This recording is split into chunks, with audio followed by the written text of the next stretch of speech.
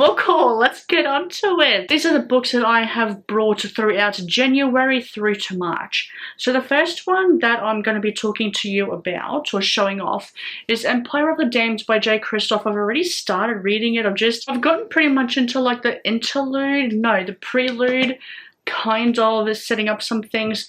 I freaking love this series a lot. It's been 27 years since Day's death, where the sun just does not come up anymore, and vampires are now taking over the world. Gabriel de Leon is a Silver Saint. He is a brother of the Sworn Silver Brotherhood. I should know this, but it's been 3 years, so my memories are a little bit foggy, but I'm still surprised at how much I'm remembering. The Holy Grail is said to bring about the end of Day's death, and it's pretty much Gabriel de Leon. He's telling his captor, who happens to be a vampire, where this Holy Grail is, and it's pretty much where the Holy Grail is the Holy Grail going to save us all. I'm really scared about the second one. Like, I'm really scared about the second one. I don't like the way that it's worded on the back on the plot. I don't like the plot of the second one. It's gotten me really nervous. This next book I feel like I should have picked up pretty much straight away, with my very strong interest in this author and his work, and the fact that I've been eyeing his works ever since his debut published. And I'm talking about James Islington. I have The Will of the Many. Big chunker. I have had my eye on the Licanius trilogy for, well, ever since the first book, The Shadow of What Was Lost, came out. At the elite Catanian Academy, a young fugitive uncovers layered mysteries and world-changing secrets in this new fantasy series by internationally best-selling author of the Licanius trilogy. So I think what I've heard is that there is this murder mystery, and that if this guy gets found out, so this is his name.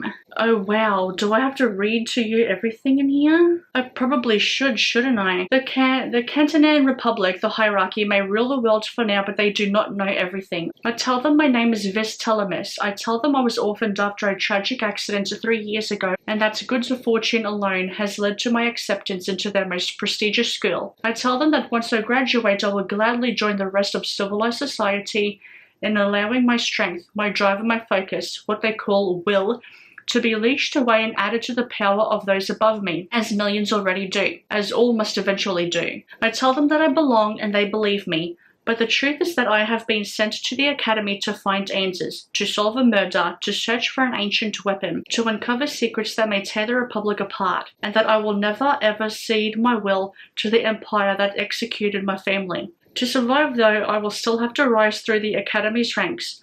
I will have to smile and make friends and pretend to be one of them and win, because if I cannot, then those who want to control me, who know my real name, will no longer have any use for me. And if the hierarchy finds out who I truly am, they will kill me. Oh my freaking gosh.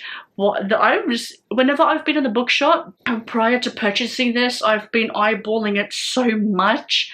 And I've seen it making its rounds on BookTube a little bit, and it was a sign for me to finally pick this book up and finally get into this author's works. Or books, you know what I mean. Ooh. So if you've seen my romance reading vlog, I'll have the link in the description and somewhere in the video. I had read Ali Hazelwood for the first time. The first book I read from her was The Love Hypothesis, and I really thoroughly enjoyed it. I said in that reading vlog I wanted to buy all of Ali Hazelwood's books physically, except for Checkmate, because that's a young adult romance, and I just don't like young adult romance at all. These are the Ali Hazelwood books that I have bought. I have ranked them in what order I think I will like them the most, like which books I will like more. First one I have is Bride's Paranormal Romance, about a vampire and a werewolf. In order for these two different species, or different, yeah, they are species, right?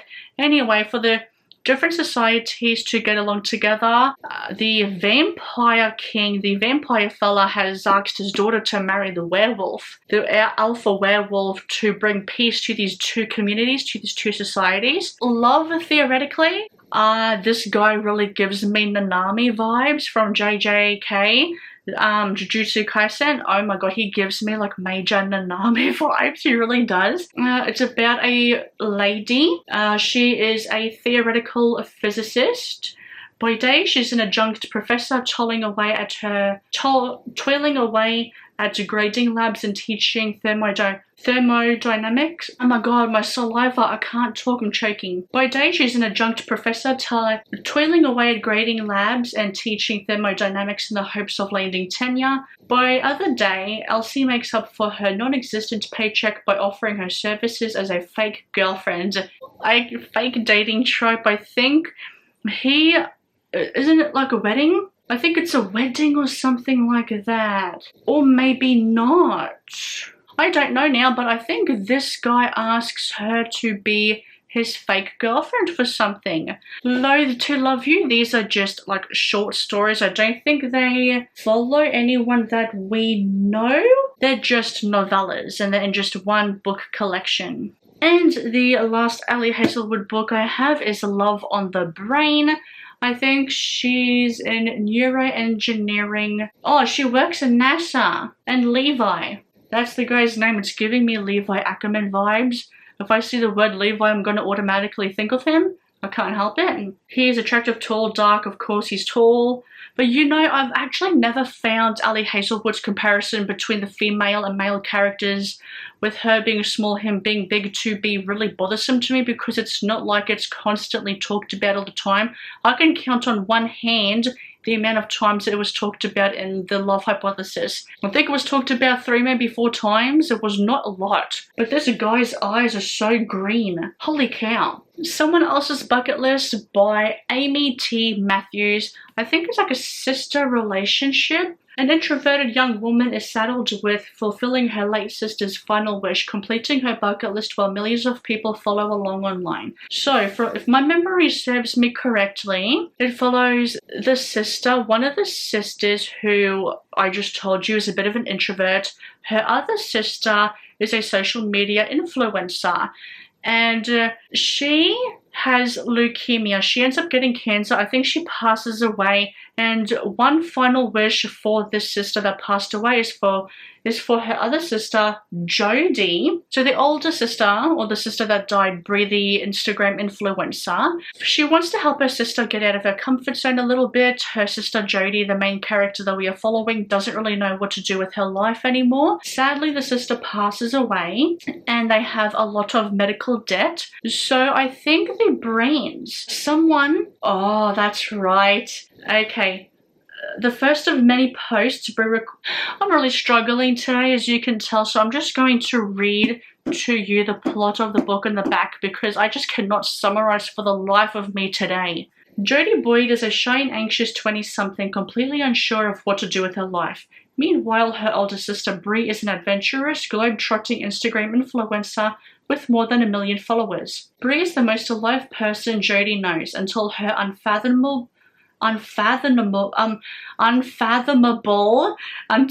death from leukemia. The Boyds are devastated, not to mention overwhelmed with medical debt. But Brie had a plan, and soon Jodie is shocked when a new post appears on her sister's Instagram feed. The first of many posts Brie recorded in secret. It contains a jaw-dropping challenge for Jodie. Complete Brie's bucket list. From fly over Antarctica to fall in love if Jodie pulls it off, and keeps all of Brie's followers. A corporate sponsor will pay off the crushing medical debt. It's crazy, it's terrifying, it's impossible to refuse. So despite her trepidation, Jodie plunges in, never imagining that in death her sister will teach her how to live. I am speechless today. I can't speak for the life of me. The connection between my brain and my tongue is not working, but this sounds quite emotional. Quite hard-hitting. The Silent Patient by Alex Michaelides. I've already read this book years ago, but I loved it so much that I wanted to pick up the physical copy of this. Like I said, I've read this years ago and I can't remember. I can't remember anything that happened in here. I think I read this book as soon as it had come out, which was in 2019 and it's 2024. So yeah, like 4 or 5 years since I've read this book. I remember the plot twist, I remember my jaw on the floor, I remember the book being so well crafted, and I don't want to spoil too much about it, but if you've read the book, you know what I'm talking about. Just the way that this book was written, the way it was all tied in together was just absolutely masterfully done and so flawless. I could not pick the way it was done. Like, I just couldn't see it. It was just so well done. It felt cohesive. It was well written. The way that it was written, it was very well. Help me today, please. I don't know if coffee will help, but I'm really struggling to make any sense today. Do you know what? Lack of sleep. It's not my fault. I was reading late last night. I just couldn't sleep last night, actually. I'm really excited to reread this sometime in the near future. I really love this book. The last physical book I have purchased, and this one is a bit of a recent one, A Dark Inheritance by H.F. Asquith, I think it is. And since I'm struggling to talk today, once I had 4 brothers, 3 of them are dead, I am next. Felix Ash is sure of only one thing. In 30 days on his 18th birthday he will die. The gruesome deaths of his 3 brothers have convinced Felix that he and his family are under a terrible curse. One doomed to stop anyone inheriting his family's incredible fortune. When an opportunity to break the curse appears to present itself, it's impossible not to heed its dark call. And bound to everything is a deadly secret society that will either be Felix's downfall or his one chance of redemption. A twisted gothic horror fantasy perfect for fans of Neil Gaiman and Leigh Bardugo. I like Neil Gaiman. I like Neil Gaiman's mythology and his books about mythological gods and stuff like that, or just about gods in general. I really like those kinds of books that he has written. And Leigh Bardugo, I've only read from her so far the Shadow and Bone trilogy, and I was not a fan of it. I thought it was just fine, but I would really like to get into Leigh Bardugo a bit more. Does this just not give you like Great Gatsby vibes? It has this kind of, well, gothic, because it said on the back, gothic kind of look about it. So the last remaining books I have to talk to you about are ebooks I have bought. So the first one is One Dark Window by Rachel Gillig. It is the first book in the Shepherd's King duology, and it has pretty much taken over the internet by storm, pretty much. I believe it follows a young girl, I can't remember her name, and she has a curse about her, and her curse is that there's like a voice in her brain telling her to do bad things, and I think the creature, curse, ghost, spirit thingamajiggy that's in her body, in her mind, is going to turn her into a monster or something like that, or it could make her a monster, make her do bad things. And I believe it also deals with tarot cards and the magic about tarot cards. I think magic, like these tarot cards have some sort of magic. I think this kingdom is cursed. There's like a highwayman to help break the curse. The Fury by Alex Michaelides. I just recently read this in March and I really enjoyed this book. A bit of an unpopular opinion because I know a lot of people do not like this, but I think it might be in the minority of people that did really like this book a lot, because I read it nearly in one day. It was so addictive. It follows Lana. I think her name is Lana. We're going to go with Lana. So Lana is a reclusive actress. She is no longer in movies anymore. She's retired. She has a Greek island that she takes her friends to every now and then for a holiday, for a getaway. She's done that now, and they're on this holiday. They're on her Greek islands. They're catching up, they're unleashing some truths, and then someone is plotting a murder. I thought it was really good. That's just my opinion. The Woods All Black by Lee Mandello. I just, again, recently read this book. It follows a transgender character by the name of Louise. Leslie, not Louise, Leslie, I apologize. And Leslie is a nurse. She is asked to go to the small, isolated Appalachian mountainside town. It's 1920s, by the way, in Appalachia. And she is immediately judged upon by the fact that she is transgender. This small town is very religious, very strict. They don't really like people that aren't like what is according to the Bible, like their Bible is like the gospel. The priest is an a-hole. It's about revenge, a tale of revenge, of owning your own body, owning your identity. And again, I read this in March. I think I told you that. If not, I read it in March and I had a really good time with it. The last book I have to talk to you about is The 7.5 Deaths of Evelyn Hardcastle. See, this is where it confuses me between the UK and the US, because I think the US has 7.5 deaths, but the UK has 7 deaths. Or is the UK 7.5 as well? Nope, the UK has 7 deaths of Evelyn Hardcastle. And I'm telling you, I thought the UK cover, well, the title for this in the UK was 7.5. But the American one is 7.5 Deaths of Evelyn Hardcastle, so I'm bloody confused. Either I wasn't paying much attention, or I am in an alternate reality. I don't know, I'm a little confused right now about it. But what I'm not confused about is the plot. I believe the plot of the book is there is a murder mystery, and the person doing the murder mystery, like someone's dead. Like someone has died, but the person to solve the crime dies and relives the same day again and again.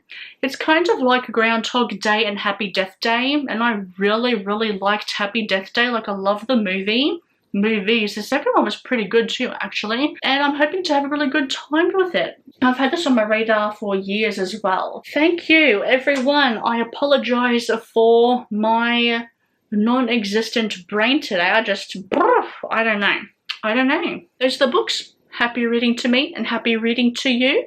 Did any of these books sound interesting to you? I'll see you in another video. Bye for now.